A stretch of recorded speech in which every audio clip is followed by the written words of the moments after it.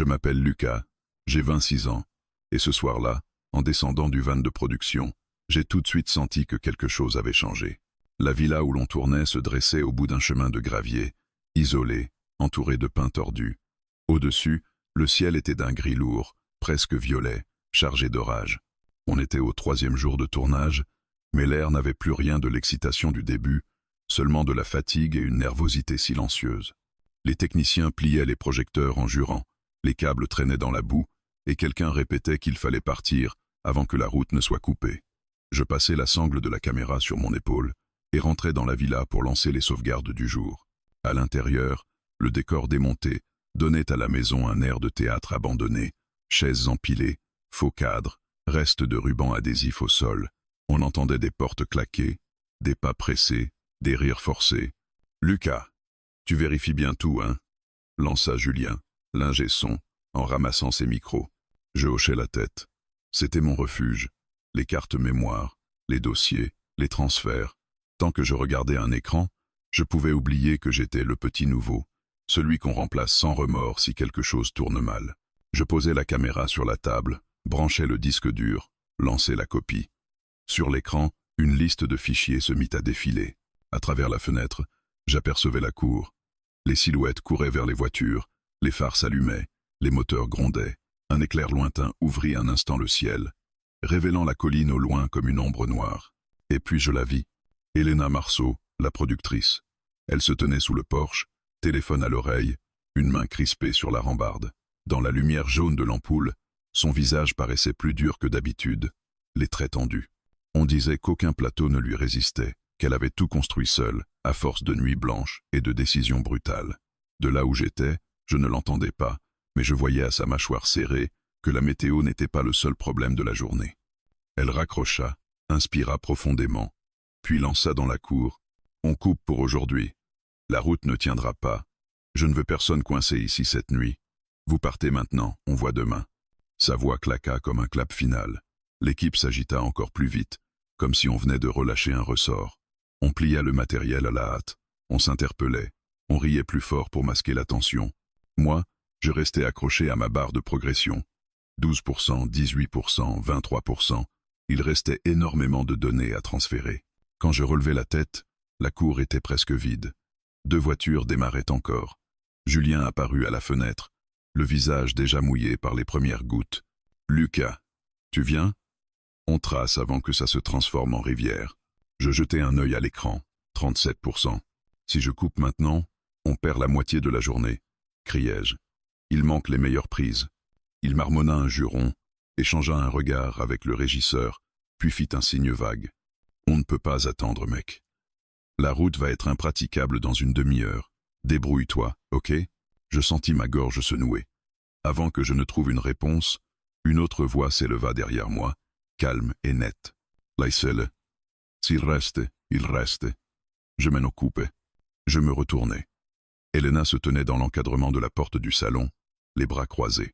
De près, elle dégageait une présence qui n'avait rien à voir avec ce qu'on voyait dans les interviews, moins lisse, plus tranchante.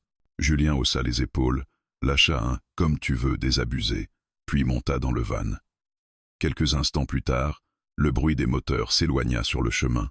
La villa retomba dans un silence étrange, seulement troublé par la pluie qui accélère et le vent qui s'engouffre sous les tuiles. Je déglutis. « Je peux encore annuler », dis-je à mi-voix. « Si vous préférez, je prends le prochain van.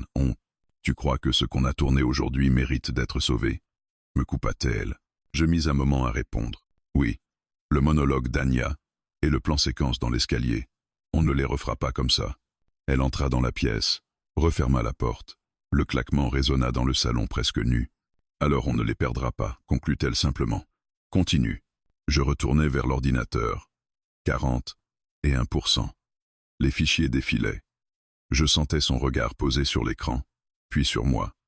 Elle fit le tour de la table, se pencha un instant pour vérifier. « Tu t'appelles bien Lucas ?» demanda-t-elle. « Oui. » « Tu parles peu. » Je haussai les épaules. J'essaie de ne pas faire de bruit. Un coin de sa bouche tressaillit. « Tu serais surpris de voir tout ce qu'on entend quand on ne fait pas de bruit. » Un coup de tonnerre fit vibrer les vitres. La pluie, maintenant, tombait comme un rideau. Dehors, on ne distinguait plus que des formes floues. Les lumières vacillèrent une seconde, puis se stabilisèrent. On est coincé pour de bon, constata-t-elle. La route derrière la colline va être impraticable. Autant s'y faire. Elle posa son sac sur une chaise, retira son manteau, le suspendit au dossier. Sans ce grand tissu sombre, elle paraissait plus petite, plus humaine. Sa chemise claire était froissée, ses manches roulées à moitié, comme si la journée avait duré plus longtemps que prévu. Dehors, la pluie tombait. Dedans, le silence s'installait, lentement encore. Je restai quelques secondes devant l'écran, hypnotisé par la barre de progression qui montait trop lentement. La tempête battait les vitres, l'électricité craquait par moments comme si la maison respirait difficilement. Elena, elle, marchait lentement dans le salon, ses pas réguliers résonnant sur le parquet nu.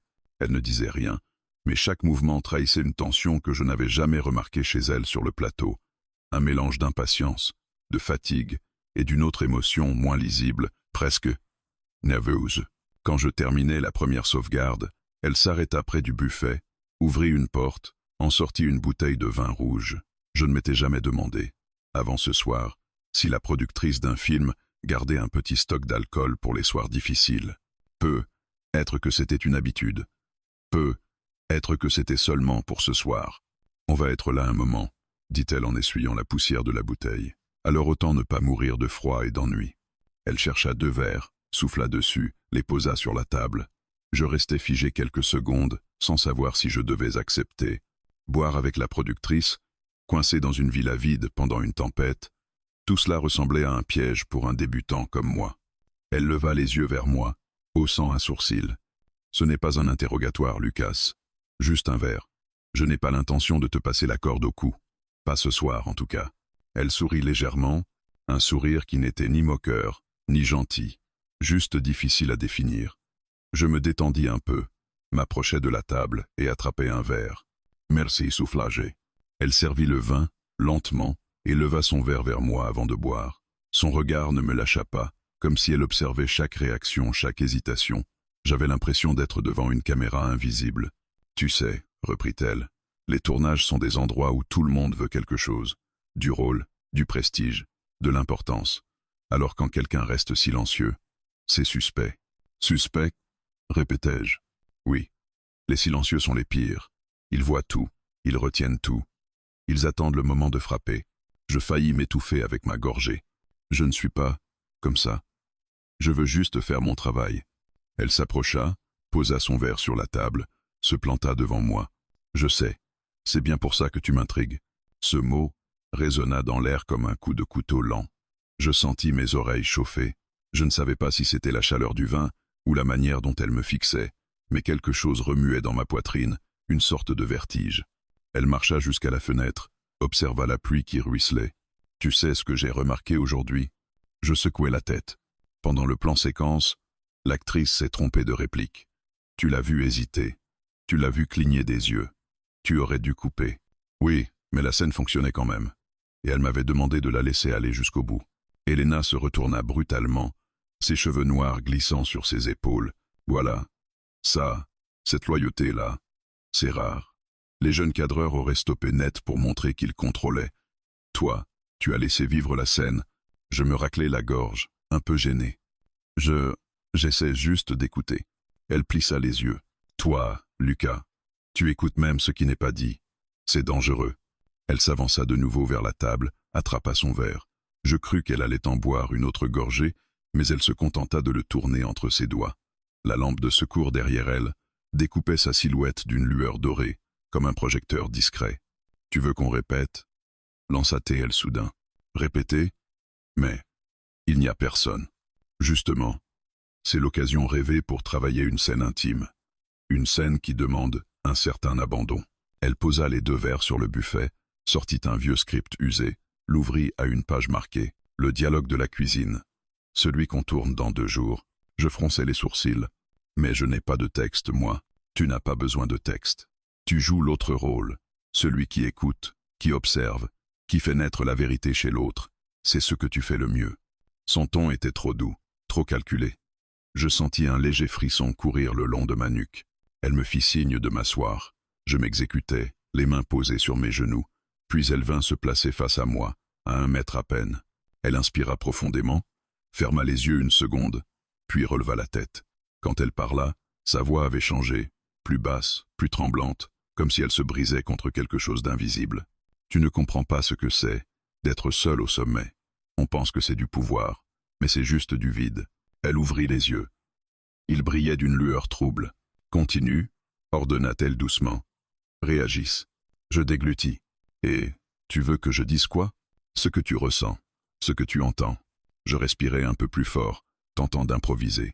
Peut être que ce n'est pas le sommet qui est vide.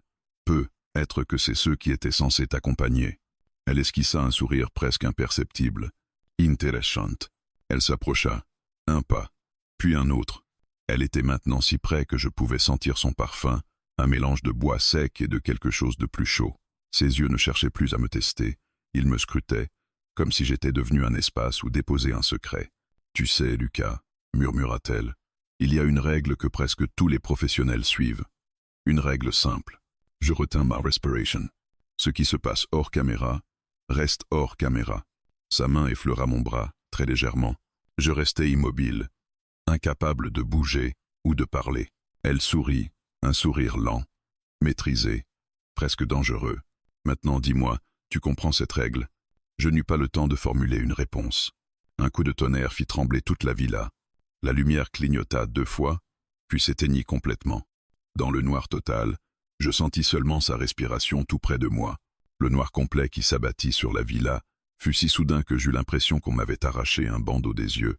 Un instant plus tôt encore, la lumière découpait le visage d'Helena, ses yeux brillants, son sourire trouble. Et là, plus rien. Juste nos respirations mêlées, l'écho du tonnerre, le craquement régulier des murs secoués par la tempête. Je ne bougeais pas. Je n'osais pas. J'avais peur de toucher quelque chose que je n'aurais pas dû, peur de franchir une limite, ou pire encore, peur de montrer que j'étais déstabilisé. Dans l'obscurité, chaque sensation devenait plus nette. La chaleur de son corps à proximité, l'odeur de son parfum, le velouté de sa voix quand elle souffla. Ne panique pas. Reste là. Je sentis son doigt frôler mon poignet, léger, presque rassurant. Mais ce contact m'envoya un frisson qui remonta jusqu'à ma nuque. Les plombs doivent avoir sauté, dit-elle calmement. La maison est vieille, les installations aussi. On va devoir attendre que ça revienne. Elle recula légèrement. Je devinais son mouvement, à la façon dont l'air sembla se refroidir. « Tu as ton téléphone » demanda-t-elle. Je cherchais dans ma poche, mais avant même que je ne le sorte, une petite lumière blanche s'alluma. C'était son propre téléphone. Elle l'avait activé en silence, comme si elle contrôlait même la manière dont l'obscurité cessait. Elle braqua la lumière au sol pour ne pas m'aveugler. Son visage apparut partiellement, les contours dessinés par une lueur tremblante. Ses traits semblaient soudain différents, moins durs, plus fragiles. « Suis-moi » dit-elle. Nous traversâmes le salon à pas lents, les ombres bougeant autour de nous comme des silhouettes nerveuses. La villa, déjà vide, devenait un décor fantomatique. On entendait le vent qui sifflait dans les cheminées, les arbres frappant les murs. Elle me mena vers un petit couloir que je n'avais jamais remarqué. Sur le plateau, on ne voyait que les pièces utilisées pour les scènes. Le reste, c'était juste du décor. Arrivée au bout, elle déverrouilla une porte, entra, et m'invita à la suivre. C'était une pièce minuscule, presque un débarras, remplie d'anciens accessoires du film précédent, faux journaux jaunis, photos d'époque, chaises poussiéreuses. Un générateur portatif trônait dans un coin, mais elle ne l'alluma pas. « On va attendre que l'électricité revienne », dit-elle en refermant la porte. « Ici au moins, le vent ne nous fera pas tomber les murs sur la tête. » Elle posa son téléphone sur une étagère, la lumière vers le haut. Une illumination douce envahit la pièce, comme un halo. Elle s'assit sur une chaise et me fit signe de prendre celle en face. Puis, sans prévenir, elle soupira longuement. « Tu veux savoir pourquoi je déteste les pannes » demanda-t-elle. Je haussai les épaules. « Parce que ça arrête tout. Ça met les gens face à eux-mêmes.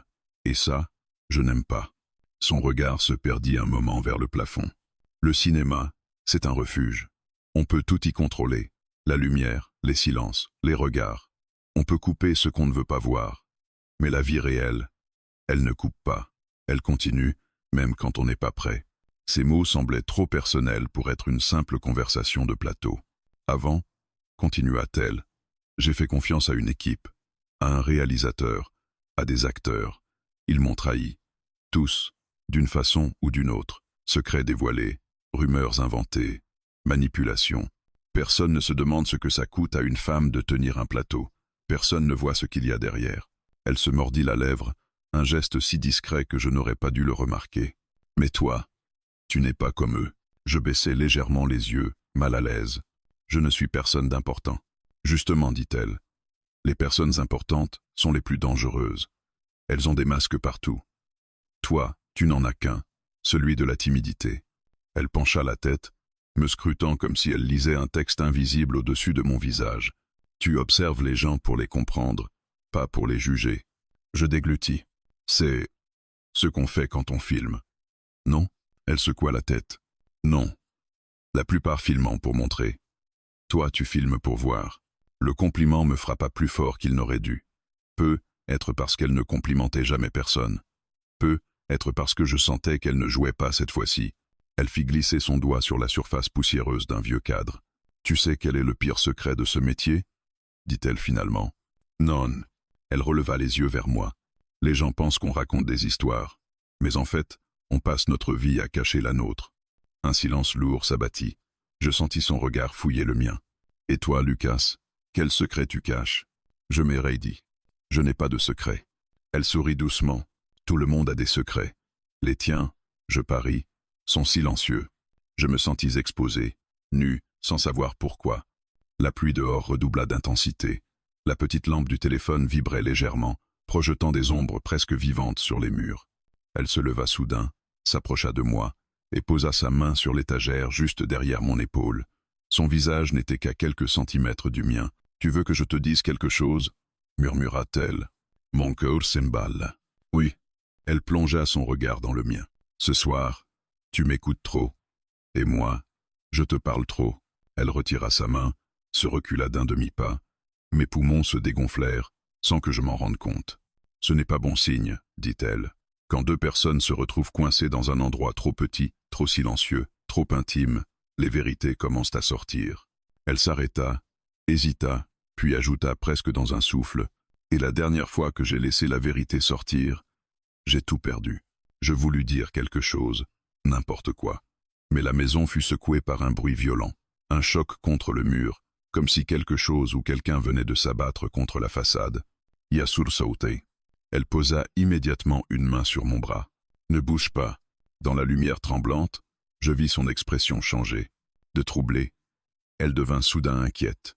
La tempête, dehors, semblait vouloir défoncer la porte. Et dans son regard, je ne vis plus seulement le poids de ses secrets. Je vis une véritable peur. Le choc contre le mur résonna encore une fois, plus sourd, comme si quelque chose venait d'être poussé par le vent, ou comme si un corps avait glissé contre la façade détrempée. Mon cœur tambourinait. Dans l'étroite pièce où nous étions retranchés, la lumière du téléphone tremblait, dessinant des ombres instables qui semblaient respirer avec nous. Elena resta immobile quelques secondes, la main toujours posée sur mon bras, ses yeux fixés vers la porte, comme si elle tentait d'évaluer un danger invisible. Ce n'était plus la productrice autoritaire qui tenait les plateaux. C'était une femme en alerte, vulnérable, presque fragile. « Ce n'est rien, dit-elle finalement.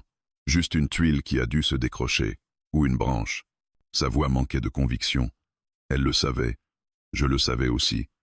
Pourtant, aucun de nous ne fit de commentaire. Elle inspira profondément, puis se détourna vers l'étagère.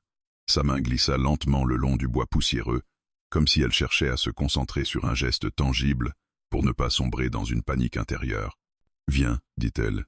On ne va pas rester coincé dans un débarras toute la nuit. » Elle reprit son téléphone, ouvrit la porte du couloir, et la faible lumière blanche s'étira dans l'obscurité comme une lame. Je la suivis en silence. Chaque pas sur le parquet faisait un bruit sec, amplifié par le vide de la maison. Dans le salon, elle posa le téléphone sur une table pour éclairer davantage l'espace. La pièce semblait plus grande encore, presque dévorée par l'ombre. Panne générale, constata-t-elle, pas seulement les plombs, puis elle fit quelque chose que je n'aurais jamais imaginé. Elle se laissa tomber sur le canapé, en arrière, les bras étendus de part et d'autre, la tête renversée. « Yenama, murmura-t-elle. Juste, ma. » Sa voix vibrait d'une fatigue que je n'avais jamais entendue chez elle. Je restai debout un instant avant d'oser m'approcher. « Vous voulez que je vérifie le disjoncteur ?» proposai-je. Un petit rire lui échappa, sec et nerveux. « Ne t'embête pas. Ce genre de maison lâche dès qu'on respire trop fort. Et puis, Elle tourna lentement la tête vers moi. Je préfère ne pas te laisser seul dans le noir. Je sentis mon ventre se nouer. Était-ce une remarque sincère? Une provocation? Une confession? La frontière devenait floue, dangereusement floue. Elle se redressa, balaya une mèche de cheveux qui collait à sa joue. Tu sais, ce que tu as vu ce soir, ce n'est pas mon visage habituel. Je ne comprends pas, répondis-je. Elle fit un geste vague. Sur un plateau, j'ai un rôle. La femme qui décide, qui impose, qui avance. Celle qui n'a pas peur de virer quelqu'un, de dire non, de se battre. Elle baissa les yeux vers ses mains. Mais quand les caméras s'arrêtent, quand il n'y a plus personne à impressionner, il reste quoi? Hein? Je la regardais longtemps. Ses doigts jouaient avec l'ourlet de sa chemise, nerveux, hésitant. Il restait, vous, dis-je doucement. La vraie vous. Elle eut un sourire triste.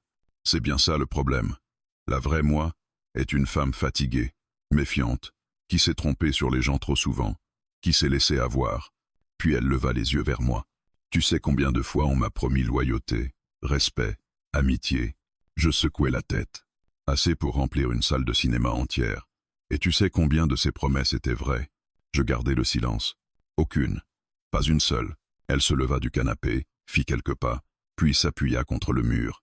La lumière du téléphone glissait sur sa silhouette, soulignant ses épaules tendues. Je vais te dire quelque chose que personne ne sait sur moi.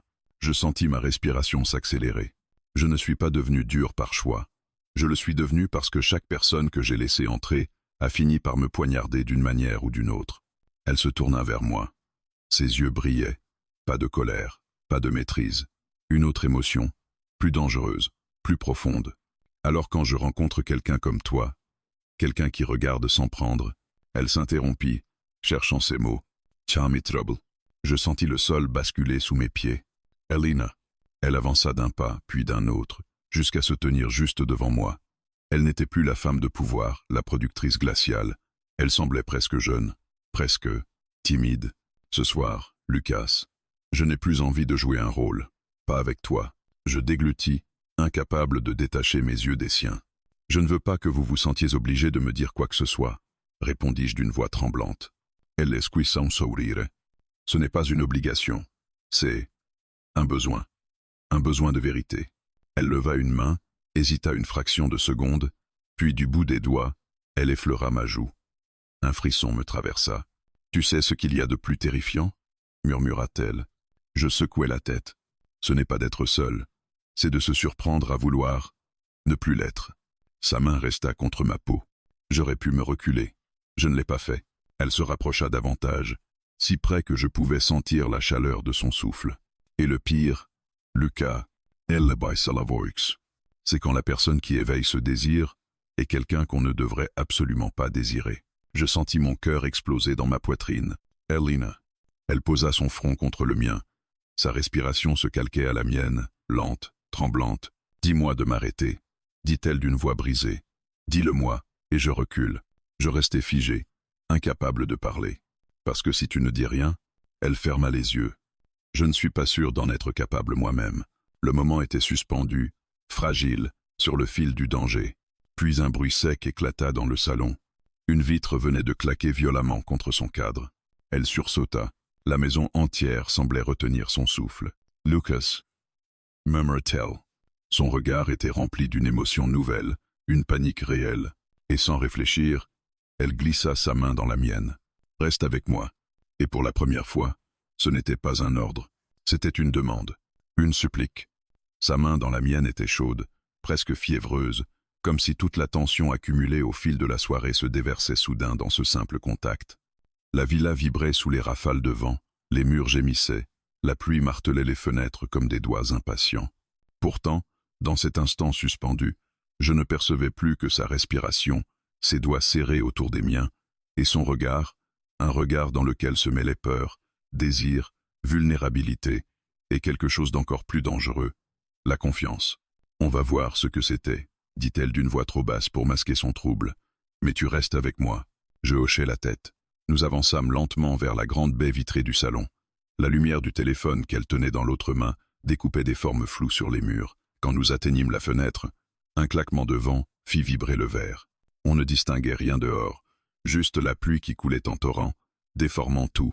C'était peu, Être juste la pression du vent, soufflai-je. Ou peu, être pas, répondit-elle sans me quitter des yeux. Elle n'avait pas peur du bruit. Elle avait peur de ce que ce bruit réveillait en elle. Et je compris soudain que cette nuit agitait bien plus qu'une tempête météorologique.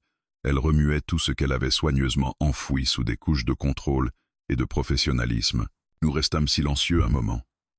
Puis elle se tourna vers moi lentement. « Lucas, tu sais ce que je me suis dit quand j'ai entendu ce choc ? Non. Je me suis dit que si c'était quelqu'un, si quelqu'un essayait d'entrer, elle s'interrompit. J'avais besoin que tu sois là. » Je sentis ma gorge se serrer.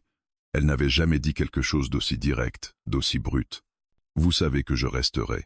Vous n'avez même pas besoin de le demander. » Elle eut un sourire fragile. « C'est bien ça qui me fait peur. » La phrase resta suspendue entre nous. Une vérité qu'elle avait laissée s'échapper sans réflexion, presque malgré elle. Elle reprit sa marche dans le salon, incapable de rester immobile. Ses pas formaient un rythme irrégulier, presque nerveux. Je la suivis du regard sans oser intervenir, jusqu'à ce qu'elle s'arrête devant la table où elle avait laissé son sac. Elle l'ouvrit, fouilla machinalement, puis en sortit son téléphone. Pas celui qui servait de lampe, l'autre. Son téléphone personnel. L'écran s'illumina brièvement, projetant une lueur bleutée sur son visage. Je vis ses yeux se durcir. « Non, pas encore », murmura-t-elle. Elle ouvrit un message.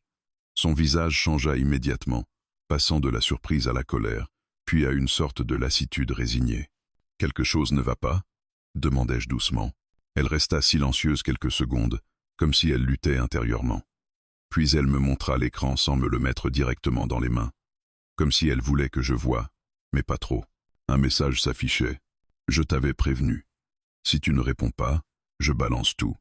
Et cette fois, personne ne te sauvera. Un numéro inconnu. Passe des noms. Passe des photos. » Je relevai les yeux. « C'est qui ?» Elle détourna le regard. « Un acteur. De l'un de mes anciens projets. Il pense que je lui dois quelque chose. Ce genre d'homme croit toujours qu'on leur doit quelque chose. » Elle serra les dents. « Il a enregistré des conversations privées. Des moments où j'étais trop franche, trop faible. Il les garde comme des armes. » Une vague de colère monta en moi. « Et il vous menace avec ça ? Il veut que je lui redonne un rôle, que je le fasse remonter en haut de l'affiche, et comme je refuse, il me harcèle. » Elle rangea brusquement le téléphone. « Je n'aurais pas dû te montrer ça. » « Pourquoi ? Parce que... » Elle s'approcha de moi. Lentement, trop lentement, parce que je commence à te laisser entrer dans ma vie, alors que je ne devrais laisser personne y entrer. Et toi, elle posa sa main sur ma poitrine, juste au-dessus de mon cœur. Tu ne comprends pas ce que ça implique. Je restai immobile, comme foudroyé. Alors expliquez-moi. Elle inspira, ferma les yeux un instant. Tu ne réalises pas dans quel monde je vis. Les plateaux, c'est une jungle. Et dans cette jungle, on survit en restant seul. On ne donne rien, on ne montre rien, on ne laisse personne approcher. Jamais. Ses doigts glissèrent légèrement contre ma chemise. Mais ce soir, je n'arrive pas à te tenir à distance. Je sentis ma respiration se bloquer. Elena, vous n'êtes pas obligée de vous battre seule. Elle rouvrit les yeux, brillant d'une émotion que j'avais du mal à cerner. C'est ça le problème, Lucas. Ce soir, pour la première fois depuis longtemps, j'ai envie de ne pas être seule. Elle mordit légèrement sa lèvre.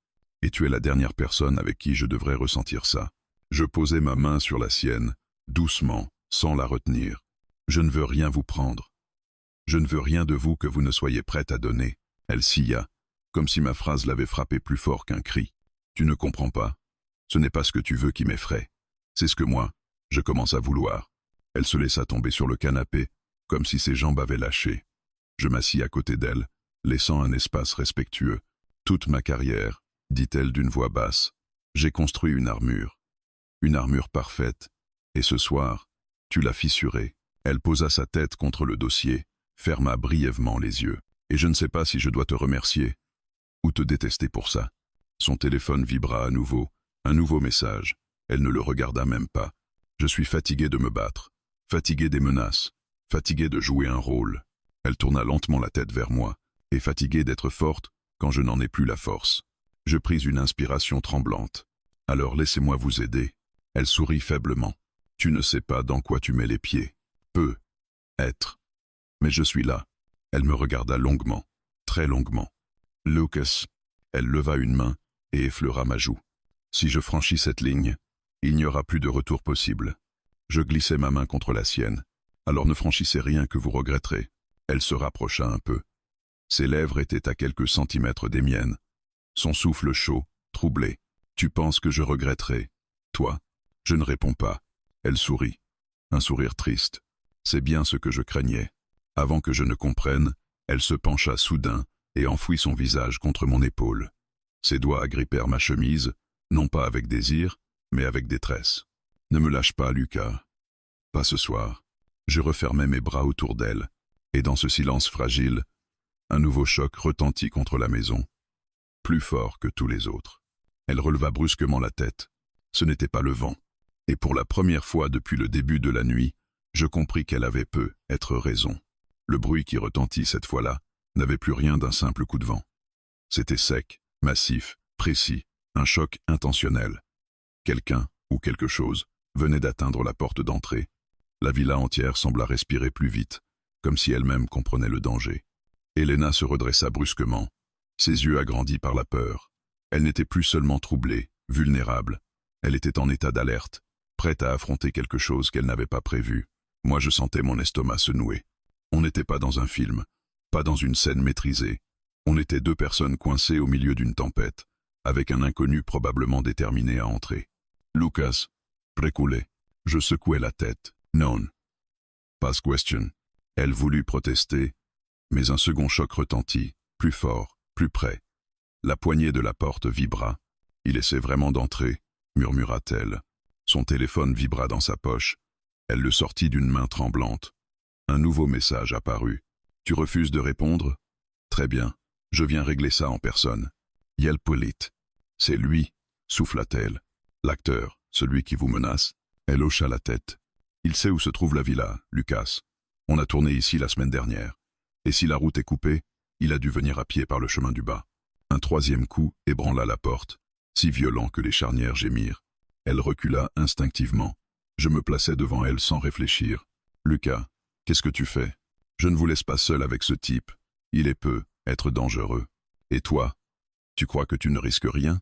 Je voulais lui dire que j'avais peur, moi aussi, que j'étais terrifié. Mais je ne pouvais pas reculer. Pas maintenant. Alors je restai là, face à la porte, respirant fort.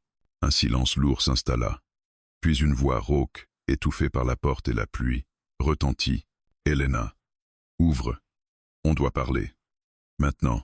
Elle se figea. Il est ivre, dit-elle. Je reconnais son ton. C'est quand il devient imprévisible. La poignée remua encore. Je sais que tu es là. N'essaie pas de te cacher. On règle ça ce soir. Je pivai la tête vers elle. On peut appeler la police. Avec quoi? Il n'y a pas de réseau, pas d'électricité, rien.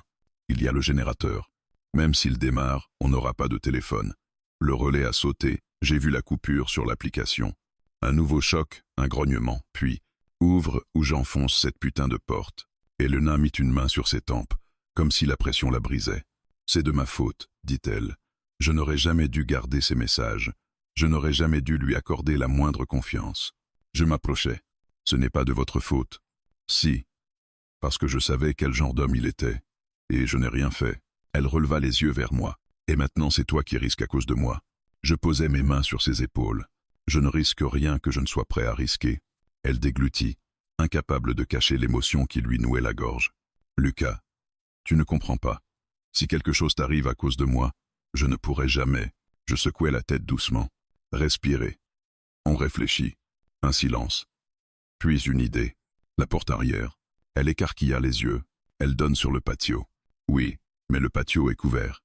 Et l'accès est étroit. Il ne pourra pas entrer par là. On peut sortir sans qu'il nous voie. Elle hésita. Et si on sort? Pour aller où? La forêt? N'importe où sauf ici. Tant qu'on peut l'éviter.